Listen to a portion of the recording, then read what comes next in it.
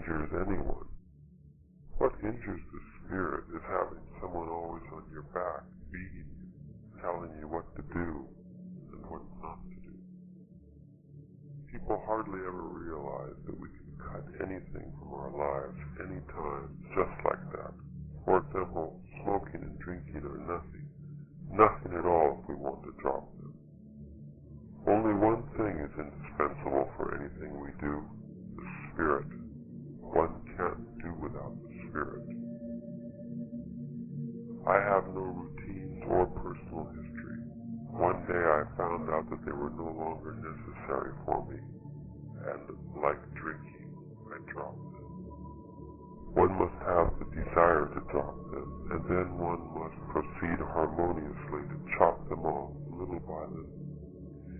If you have no personal history, no explanations are needed. Nobody is angry or disillusioned with your acts, and above all, no one pins you down with their thoughts. It is best to erase all personal history because that makes us free from the encumbering thoughts of other people. I have, little by little, created a fog around me in my life, and now nobody knows for sure who I am or what I do, not even I.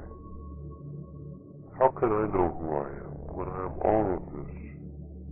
Little by little you must create a fog around yourself. You must erase everything around you until nothing can be taken for granted, until nothing is any longer for sure or real. Your problem now is that you're too real. Your endeavors are too real. Your moods are too real. Don't take things so for granted. You must begin to erase yourself. You've said that you want to learn about plants. Let's put it this way then. If you want to learn about plants, since there's really nothing to say about them, you must, among other things, erase your personal history. Begin with simple things, such as not revealing what you really do. What's wrong is that once people know you, you are an affair taken for granted, and from that moment on, you won't be able to break the tie of their thoughts. I personally like the ultimate freedom of being unknown. No one knows me with steadfast certainty the way people know you, for instance. From now on, you must simply show people whatever you care to show them, but without ever telling exactly how you've done it. You see, we only have two alternatives. We either take everything for sure and real, or we don't. If we follow the first, we end up bored to death with ourselves and with the world. If we follow the second, erase personal history, we create a fog around us, a very exciting and mysterious state in which nobody knows where the rabbit will pop out, not even ourselves. When nothing is for sure, we remain alert, perennially on our toes. It is more exciting not to know which bush the rabbit is hiding behind than to behave as though we know everything. You have to curl your fingers gently as you walk in order to keep your attention on the trail and the surroundings. Your ordinary way of walking is debilitating, and you should never carry anything in your hands. If things have to be carried, one should use a knapsack or any sort of carrying net or shoulder bag. By forcing the hands into a specific position, one is capable of greater stamina and greater awareness. If you really want to learn, you have to remodel most of your behavior.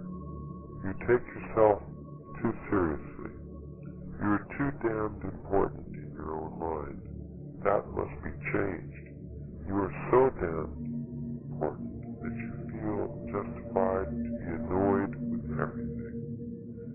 You are so damned important that you can afford to leave if things don't go your way. I suppose you think that shows you have character. That's nonsense. You are weak and conceited. In the course of your life, you have never finished anything because of that sense of disproportionate importance that you attach to yourself. Self-importance is is another thing that must be dropped, just like personal history. The world around us is very mysterious. It doesn't yield its secrets easily. Now we are concerned with losing self-importance. As long as you feel that you are the most important thing in the world, you cannot really appreciate the world around you. You are like a horse with blinders. All you see is yourself apart from everything else. To help you lose self-importance, talk to little plants. It doesn't matter what you say to a plant. What's important is the feeling of liking it and treating it as an equal.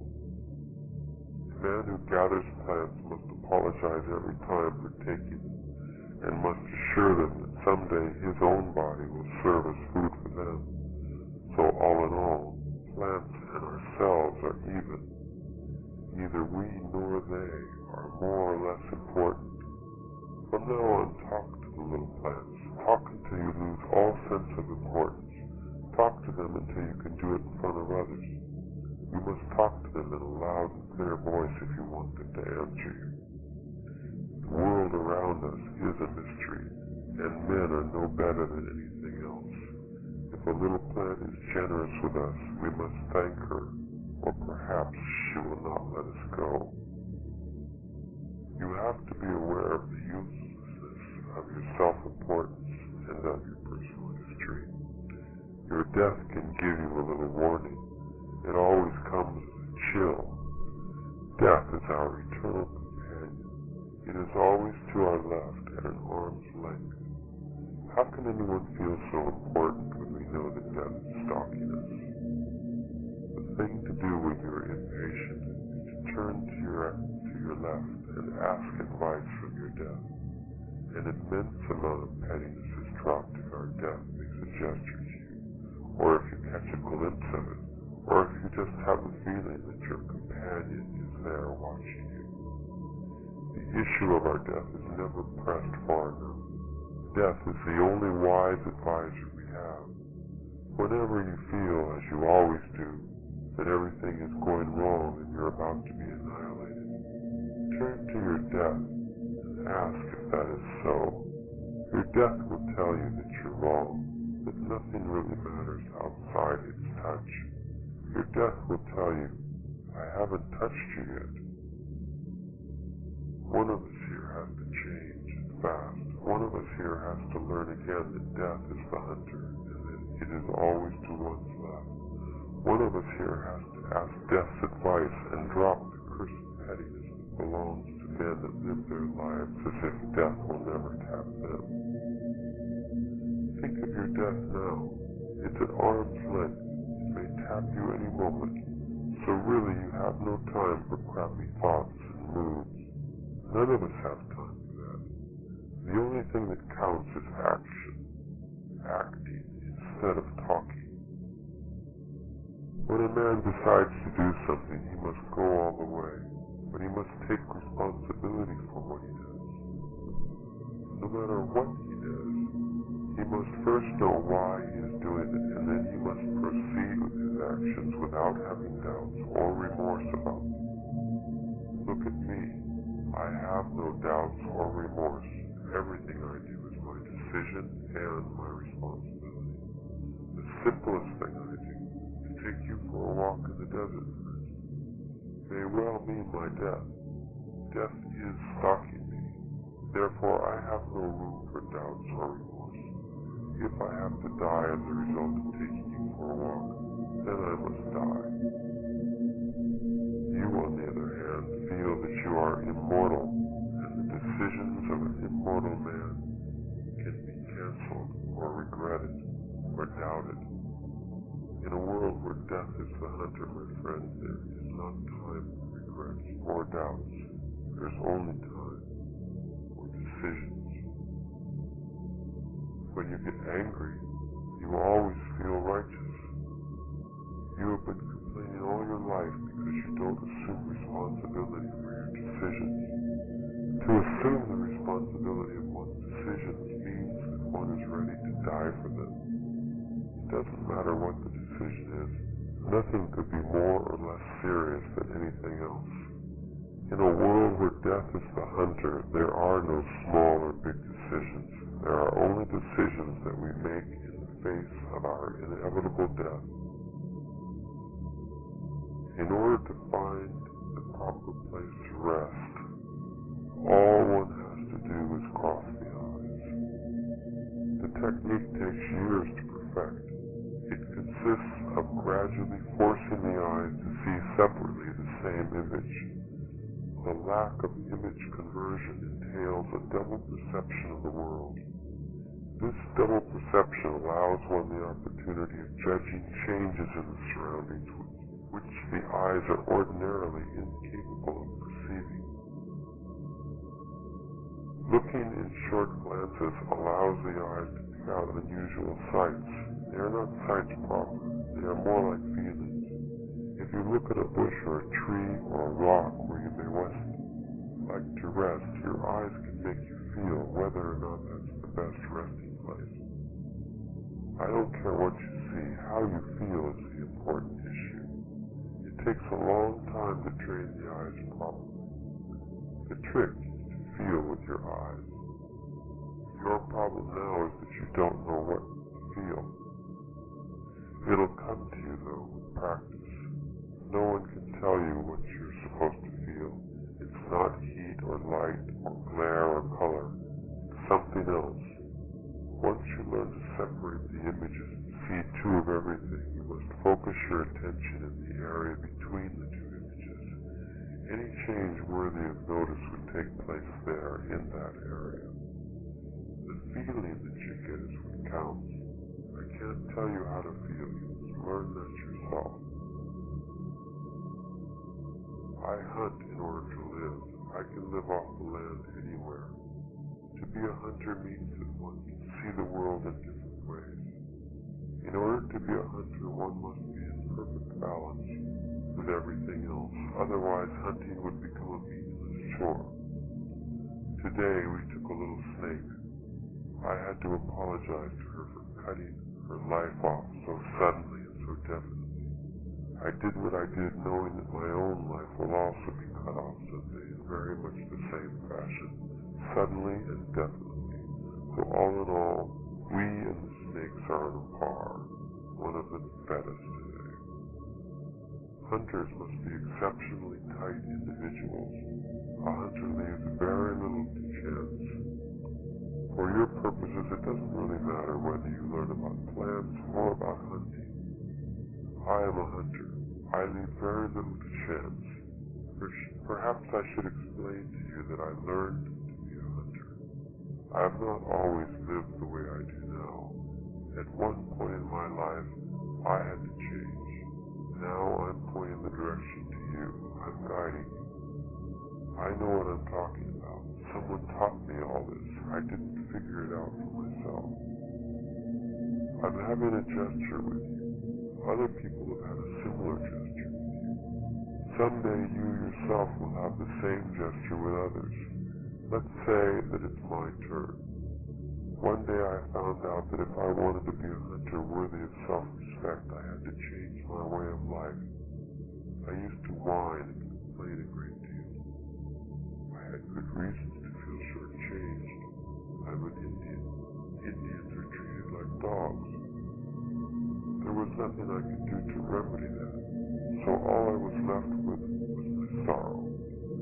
But then, my good fortune spared me, and someone taught me to hunt, and I realized that the way I lived was not worth living, so I changed it. I laugh a great deal because I like to live. Yet everything I say is deadly serious. It is getting dark. The world is very strange at this time of the day. We are very noticeable here, and something is coming to us. It may seem to be wind to you, because wind is all you know. Here it comes. Look how it is searching for us. It's something that hides in the wind and looks like a whirl, a cloud, a mist, a face that twirls around. It moves in a specific direction. It either tumbles or worlds. A hunter must know all that. To believe that the world is only as you think it is stupid. The world is a mysterious place, especially in the twilight. This can follow us. It can make us tired, or it might even kill us. At this time of day, in the twilight, there is no wind. At this time, there is only power. If you would live out here in the wilderness, you would know that during the twilight the wind becomes power. A hunter that is worth his salt knows that and acts accordingly. He uses the twilight and that power hidden in the wind. If it is convenient to him, the hunter hides from the power by covering himself and remaining motionless until the twilight is gone and the power has sealed him into its protection. The protection of the power seals you like in a cocoon. A hunter can stay out in the open and no puma or coyote or slimy bug would bother him. A mountain lion can come up to the hunter's nose and sniff him, and if the hunter does not move, the lion would leave. I guarantee you that. If the hunter, on the other hand, wants to be noticed, all he has to do is stand on the hilltop at the time of the twilight, and the power will nag him and seek him all night. Therefore, if a hunter wants to travel at night, or if he wants to be kept awake, he must make himself available to the wind. Therein lies the secret of great hunters, to be available and unavailable at the precise turn of the road. You must learn to become deliberately available and unavailable. As your life goes now, you are unwittingly available at all times. To be unavailable does not mean to hide or to be secretive, but to be inaccessible. It makes no difference to hide if everyone knows that you are hiding. We are fools, all of us, and you cannot be different. At one time in my life, I, like you, made myself available over and over again, until there was nothing of me left for anything, except perhaps crying, and that I did, just like yourself. You must take yourself away. You must retrieve yourself from the middle of the road. Your whole being is there. Thus, it is of no use to hide. You would only imagine that you were hidden. Being in the middle of the road means that everyone passing by watches your comings and goings.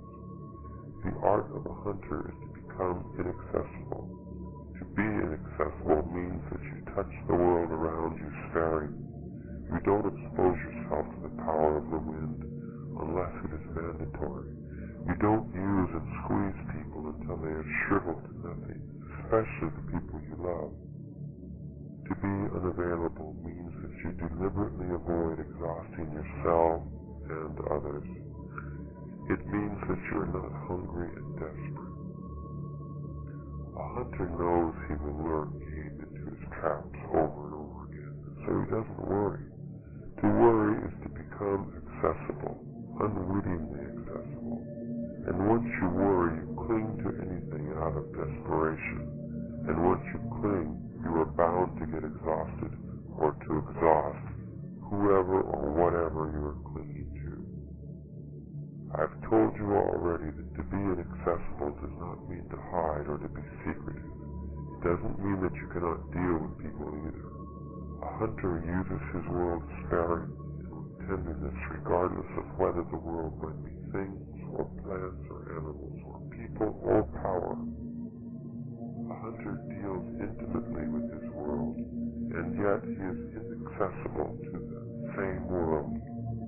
He is inaccessible because he's not squeezing his world out of shape. He taps it lightly, stays for as long as he needs to, and then swiftly moves away, leaving hardly a mark. A good hunter knows one thing above all. He knows the routines of his prey. That's what makes him a good hunter. A hunter that is worth his salt does not catch game because he sets his traps, or because he knows the routines of his prey, or because he himself has no routines. He is free, fluid, unpredictable. In order to be a life. I am concerned with the things animals do, the places they eat, the place, the manner, the time they sleep, where they nest, how they walk. All these are routines I am pointing out to you so you can become aware of them in your own being. All of us behave like the prey we are after. That, of course, also makes us prey for something or someone else. Now, the concern of a hunter who knows all this is to stop being a prey himself. It takes time. You could begin by not eating lunch every single day at 12 o'clock. A good hunter changes his ways as often as he needs. A hunter must not only know about the habits of his prey, he also must know that there are powers on this earth that guide men and animals and everything that lives, powers that guide our lives and our deaths. All of us are fools. You always feel compelled to explain your acts as if you were the only man on earth who's wrong. It's your old feeling of importance. You have too much of it. You also have too much personal history.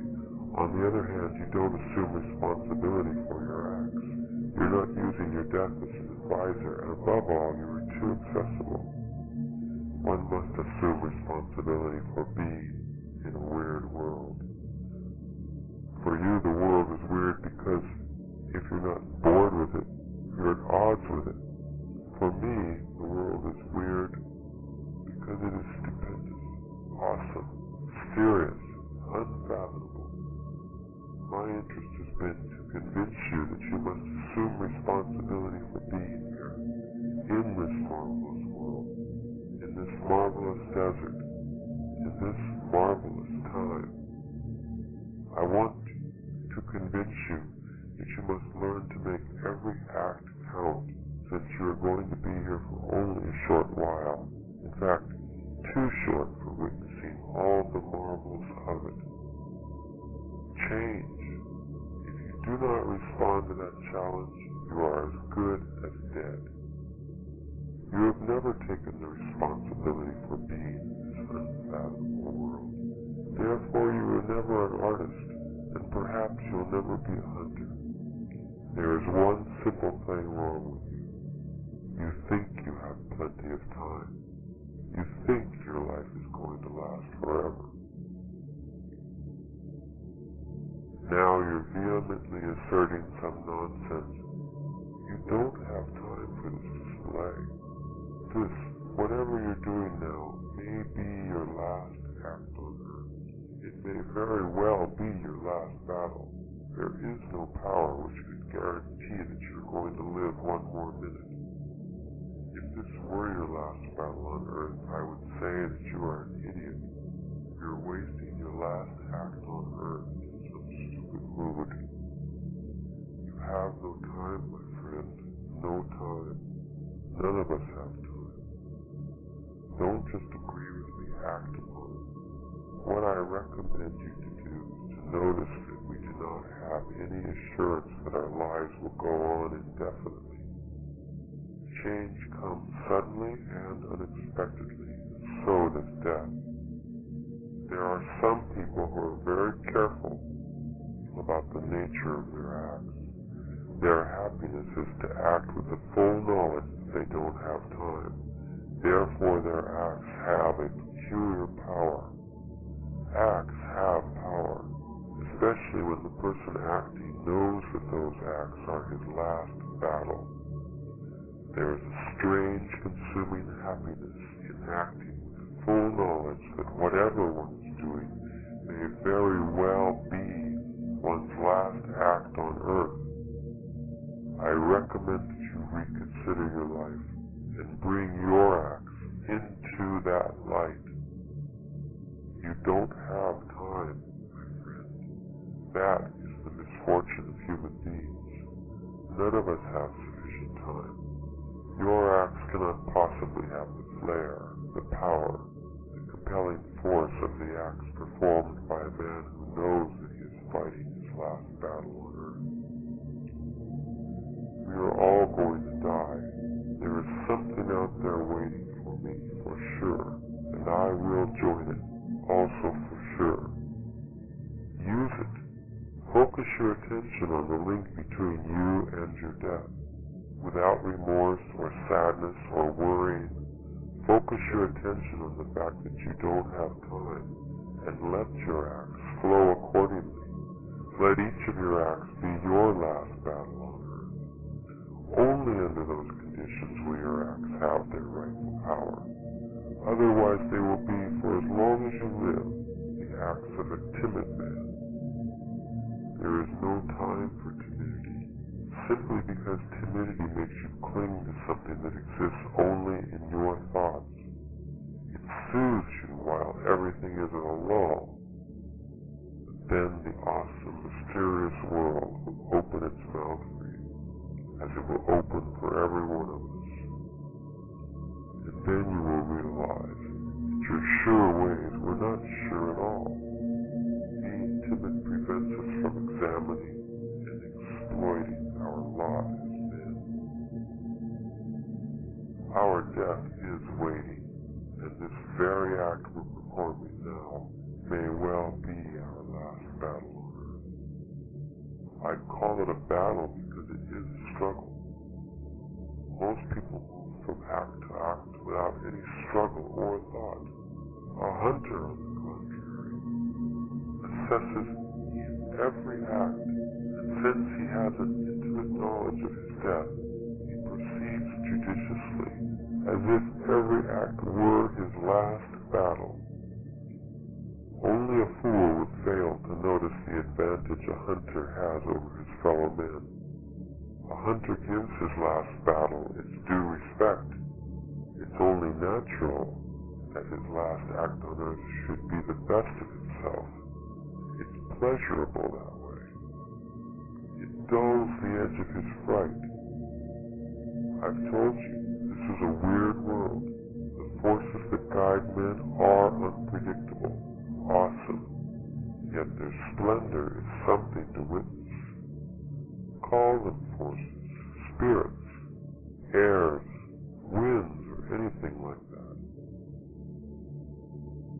At moments of power, the world of ordinary affairs does not exist, and nothing can be taken for granted.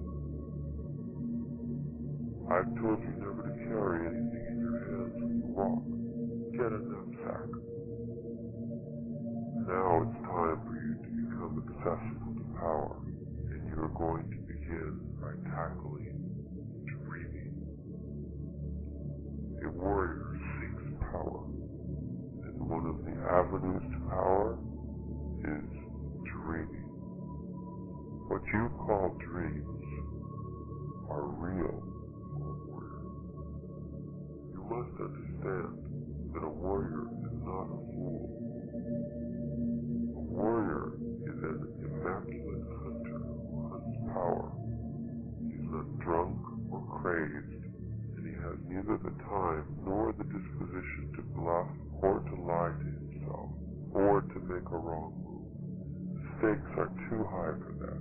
The stakes are his trimmed, orderly life which he has taken so long to tighten and perfect. He is not going to throw that away by making some stupid miscalculation, by taking something for being something else. Dreaming is real for a warrior because in it he can act deliberately.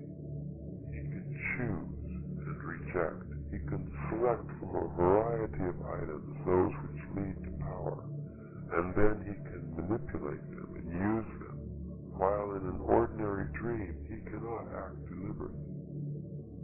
In dreaming, you have power. You can change things. You may find out countless concealed facts. You can control whatever you want. You're going to learn how to make yourself accessible to power. Power is something a warrior deals with. At first, it's an incredible, far-fetched affair. It is hard to even think about it. Then, power becomes a serious matter. One may not have it, or one may not even fully realize that it exists. Yet one knows that something is there, something which was not noticeable before. Next, power is manifested as something uncontrollable that comes to oneself. It is not possible for me to say how it comes or what it really is. It is nothing, and yet it makes marvels appear before your very eyes. And finally, power is something in oneself, something that controls one's acts and yet obeys one's command. I'm going to teach you right here the first step to power. I'm going to teach you how to set up dreaming.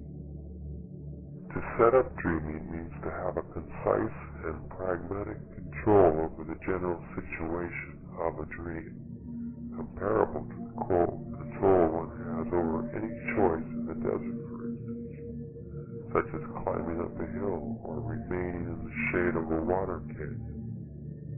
You must start by doing something very simple. Tonight, in your dreams, you must look at your hands. Don't think it's a joke. Dreaming is as serious as seeing or dying or any other thing in this awesome, mysterious world. Think of it as something entertaining and don't get discouraged or stop trying if you don't succeed right away. Imagine all the inconceivable things you could accomplish. A man hunting for power has almost no limits in his dreaming. The trick in learning to set up dreaming is obviously not just to look at things, but to sustain the sight of them. Dreaming is real when one has succeeded in bringing everything into focus. Then there is no difference between what you do when you sleep and what you do when you are not sleeping. A warrior has to be perfect in order to deal with the powers he hunts. Look at your hands. When they begin to change shape, you must move your sight away from them and pick something else.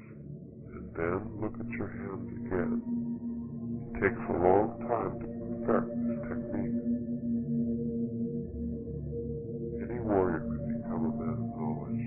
As I told you, a warrior is an impeccable hunter that hunts power. If he succeeds in his hunting, he can be a man of knowledge. You are a man, and like any man, you deserve everything that is a man's lot. Joy, pain, sadness, and struggle. The nature of one's acts is unimportant, as long as one acts as a warrior.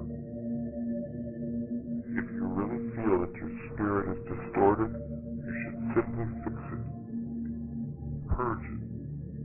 Make it perfect, because there is no other task in our entire lives which is more worthwhile. Not to fix the spirit is to seek death, and that is the same as to seek nothing, since death is going to overtake us, regardless of anything. To seek the perfection of the warrior spirit is the only task worthy of our manhood. No matter how much you like to feel sorry for yourself, you have to change that. It doesn't jive with the life of a warrior. The hardest thing in the world is to assume the mood of a warrior. It is of no use to be sad and complain and feel justified in doing so, believing that someone is always doing something to us. Nobody is doing anything to anybody, much less to a warrior. You are here with me because you want to be here. You should have assumed full responsibility by now. So the idea that you are at the mercy of the wind would be inadmissible. Self-pity doesn't jive with power. The mood of a warrior calls for control over himself, and at the same time it calls for abandoning himself. Ordinary dreams get very vivid as soon as you begin to set up dreaming. That vividness and clarity is a formidable barrier. Don't be distracted from the purpose of dreaming, which is control and power. I'm going to remind you of all the techniques you must practice. First, you must focus your gaze on your hands as the starting point. Then shift your gaze to other items and look at them in brief glances. Focus your gaze on as many things as you can. Remember that if you only glance briefly, the images do not shift. Then go back to your hands. Every time you look at your hands, you renew the power needed for dreaming. So in the beginning, don't look at too many things. 4 items will suffice every time. Later on, you may enlarge the scope until you can cover all you want. But as soon as the images begin to shift and you feel you are losing control, go back to your hands. When you feel you can gaze at things indefinitely, you will be ready for a new technique. I'm going to teach you this new technique now, but I expect you to put it to use only when you are ready. The next step in setting up dreaming is to learn to travel. The same way you have learned to look at your hands, you can will yourself to move, to go places. First, you have to establish a place you want to go to. Pick a well-known spot, perhaps your school or a park, a friend's house, then will yourself to go there. This technique is very difficult. You must perform 2 tasks. You must will yourself to go to the specific locale, and then, when you have mastered that technique, you have to learn to control the exact time of your traveling. You are making yourself accessible to power. You are hunting it, and I'm just guiding you. Last night, when the lion let out a scream, you moved very well. Everything you did then was done within a proper mood. You were controlled and at the same time abandoned. You were not paralyzed with fear. To climb that bluff as you did in darkness required that you hold on to yourself and let go of yourself at the same time. That's what I call the mood of a warrior. I wanted to show you that you can spur yourself beyond your limits if you are in the proper mood. A warrior makes his own mood. You didn't know that. Fear got you into the mood of a warrior. But now that you know about it, anything can serve to get you into it. It's convenient to always act in such a mood. It cuts through the crap and leaves one purified. One needs the mood of a warrior for every single act, otherwise one becomes distorted and ugly. There is no power in a life that lacks this mood. A warrior is a hunter. He calculates everything. That's control. But once his calculations are over, he acts. He lets go. That's abandon. A warrior is not a leaf at the mercy of the wind. No one can push him. No one can make him do things against himself or against his better judgment. A warrior is tuned to survive, and he survives in the best of all possible fashions. A warrior could be injured, but not offended. For a warrior, there is nothing offensive about the acts of his fellow men, as long as he himself is acting within the proper mood. The mood of a warrior is not so far-fetched for yours or anybody's world. You need it in order to cut through all the guff. To achieve the mood of a warrior is not a simple matter. It is a revolution. To regard the lion and the water rats and our fellow men as equals is a magnificent act of the warrior spirit. It takes power to do that. There is no plan when it comes to hunting power. Hunting power or hunting game is the same. A hunter hunts whatever presents itself to him. Thus he must always be in a state of readiness. You know about the wind, and now you may hunt power in the wind by yourself. But there are other things you don't know about, which are, like the wind, the center of power at certain times and at certain places. Power is a very peculiar affair. It is impossible to pin it down and say what it really is. It is a feeling that one has about certain things. Power is impersonal. It belongs to oneself alone. A hunter of power entraps it and then stores it away as his personal finding. Thus personal power grows, and you may have the case of a warrior who has so much personal power that he becomes a man of knowledge. If you store power, your body can perform unbelievable feats. On the other hand, if you dissipate power, you'll be a fat old man in no time at all. A hunter of power watches everything, and everything tells him some secret. How can one be sure that things are telling secrets, you ask? The only way to be sure is by following all the instructions I have been giving you, starting from the first day you came to see me. In order to have power, one must live with power. There are worlds upon worlds right here in front of us, and they are nothing to laugh at. Power commands you, and yet it is at your command. Power is a very weird affair. In order to have it and command it, one must have power to begin with. It's possible, however, to store it little by little until one has enough to sustain oneself in a battle of power. The world is a mystery. This, what you're looking at, is not all there is to it. There is much more to the world. So much more, in fact, that it is endless. So when you're trying to figure it out, all you're really doing is trying to make the world familiar. You and I are right here in the world that you call real, simply because we both know it. You don't know the world of power, therefore you cannot make it into a familiar scene. Once you know what it is like to stop the world, you realize there is a reason for it.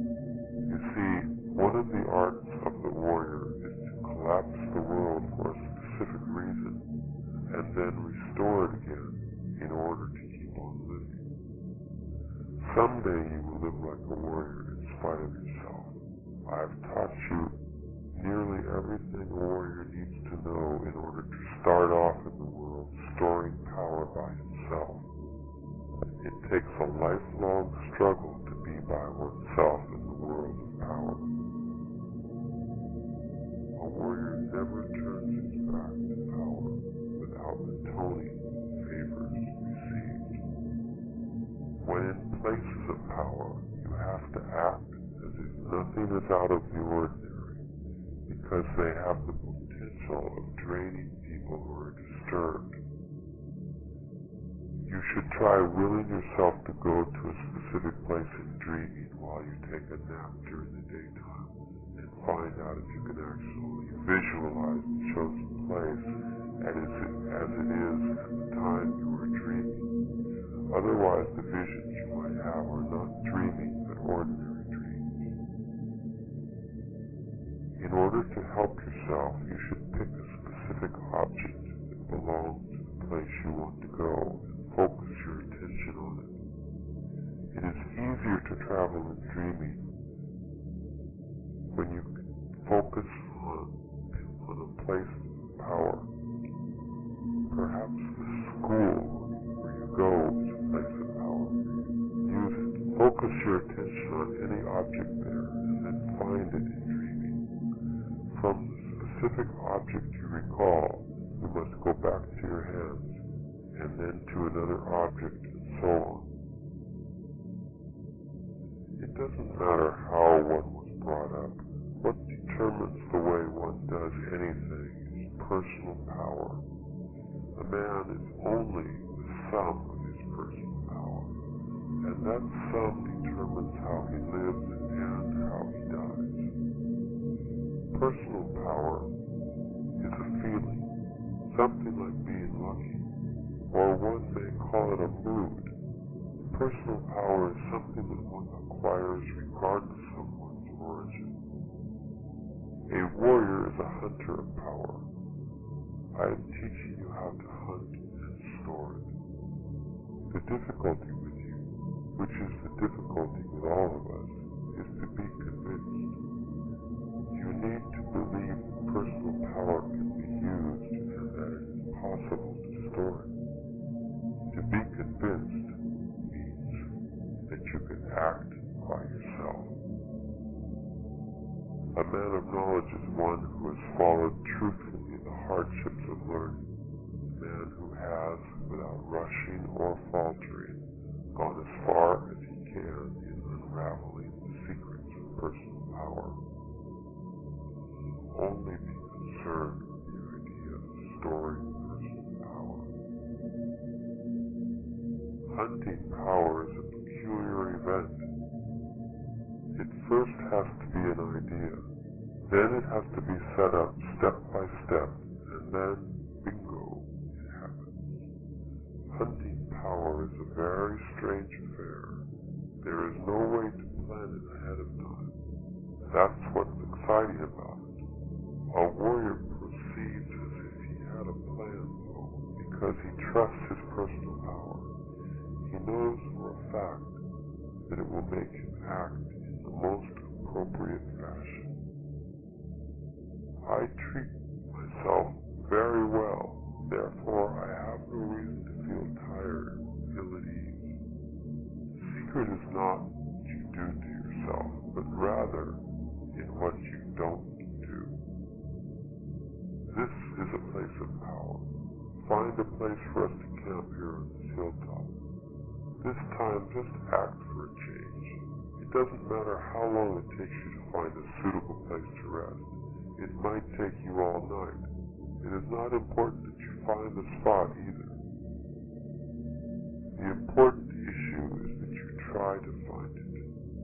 You have to look without focusing on any particular spot, squinting your eyes until your view is blurred, and don't let your preference for routines take over.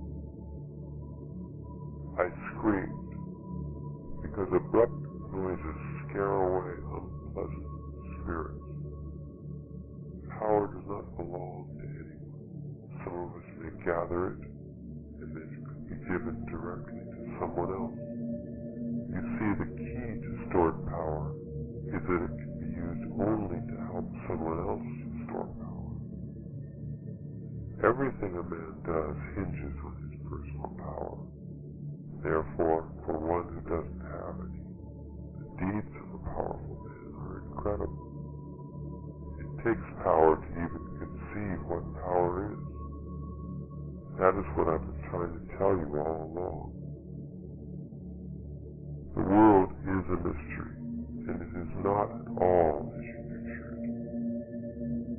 Well, it is also as you picture it, but that's not all there is to the world. There is much more to it. You have been finding that out all along, and perhaps tonight you will add one more piece. I don't plan anything. All is decided by the same power that allowed you to find this spot. I'm checking your carrying net to see if the food gourds and your writing pads are secured. A warrior always makes sure that everything is in proper order, not because he believes that he's going to survive the ordeal he is about to undertake, but because that is part of his impeccable behavior. Trust your personal power. That's all one has in this whole mysterious world. Get hold of yourself, because the darkness is like the wind, an unknown entity at large that could trick you if you are not careful, and you have to be perfectly calm in order to deal with it. You must let yourself go, so your personal power will merge with the power of the night. A warrior acts as if he knows what he is doing, when, in effect, he knows nothing. A warrior is acting impeccably when he trusts his personal power, regardless of whether it is small or enormous. demonstrate a special way of walking in the darkness, the gate of power. My trunk is slightly bent forward, but my spine is straight. My knees are also slightly bent. Raise your knees almost to your chest every time you take a step. The gate of power is for running at night, and it is completely safe. This is the night, and it is power. At night, the world is different. My ability to run in the darkness has nothing to do with my knowledge of these hills. The key to it is to let one's personal power flow out freely, so it could merge with the power of the night. Once that power takes over, there is no chance for a slip-up. You have to abandon yourself to the power of the night and trust the little bit of personal power that you have, or you will never be able to move with freedom. The darkness is encumbering only because you rely on your sight for everything you do, not knowing that another way to move is to let power be the guide. Keep on moving on the same spot and try to feel as if you are actually using the gate of power. First, curl your fingers against your palms, stretching out the thumb and index of each hand. You can always see fairly well, no matter how dark the night is. If you don't focus on anything, keep scanning the ground right in front of you. The gate of power is similar to finding a place to rest.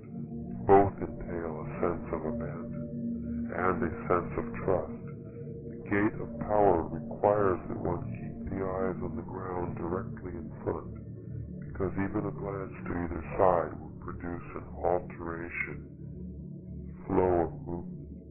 Bending the trunk forward is necessary in order to lower the eyes. The reason for lifting the knees up to the chest is because the steps have to be very short and safe. You are going to stumble a great deal at first, but with practice you will be able to run as swiftly and as safely as you can in the daytime. There are entities which are in the world and which act upon me. They are here around us at all times. In daylight, however, it is more difficult to perceive them, simply because the world is familiar to us, and that which is familiar takes precedence. In the darkness, on the other hand, everything is equally strange, and very few things take precedence. So we are more susceptible to those entities at night. There is only one way to learn, and that way is to get down to business. To only talk about power is useless. If you want to know what power is, and if you want to stress it, you must tackle everything yourself. The road to knowledge and power is very difficult and very long. Little by little, you are plugging up all your points of drainage.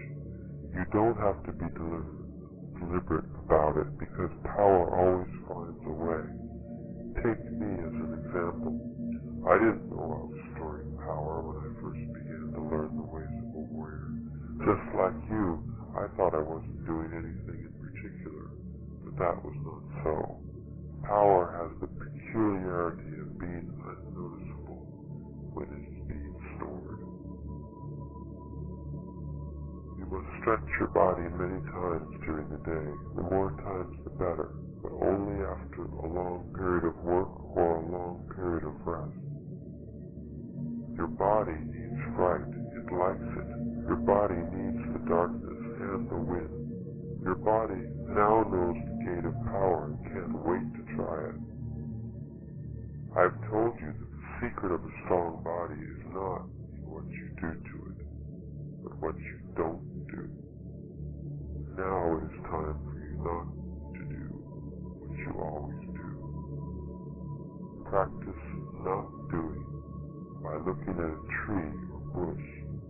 Fix your attention not on the leaves, but on the shadows of the leaves.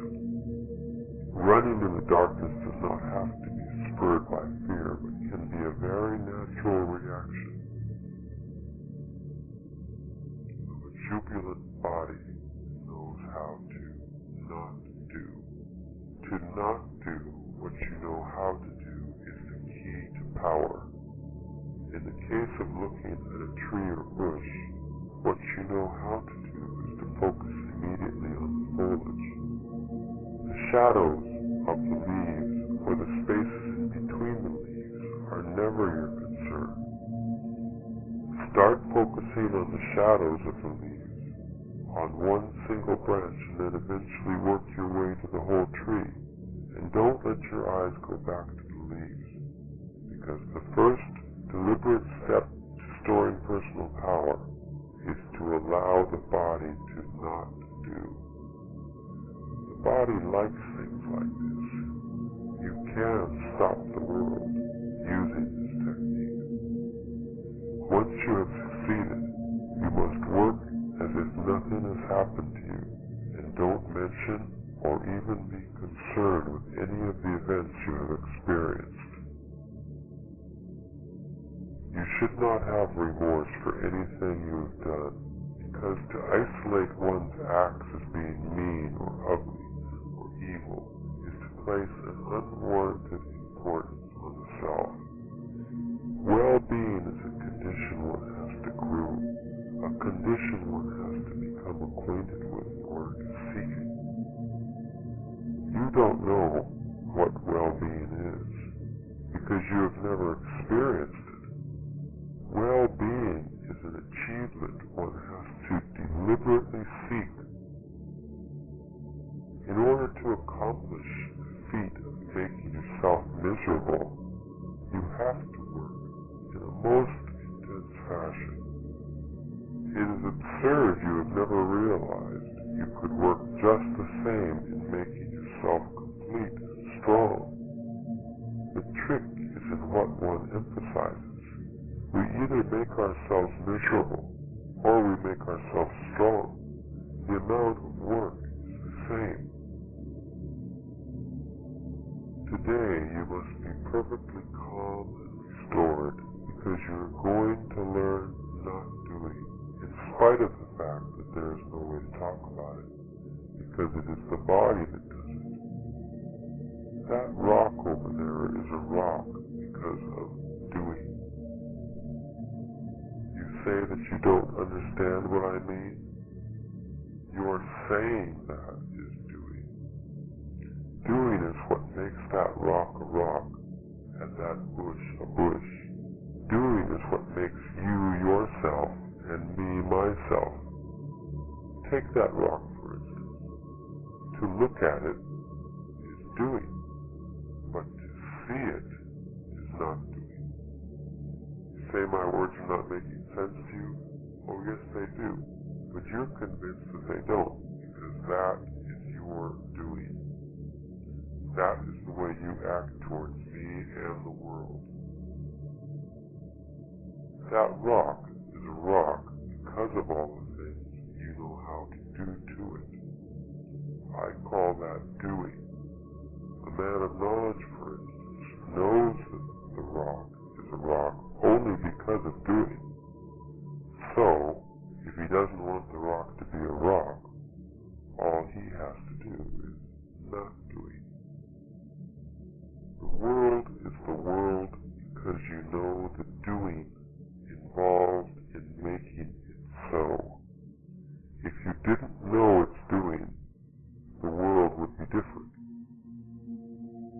Without that certain doing, there would be nothing familiar in the surroundings. This is a pebble because you know the doing involved in making it into a pebble. Now, in order to stop the world, you must stop doing.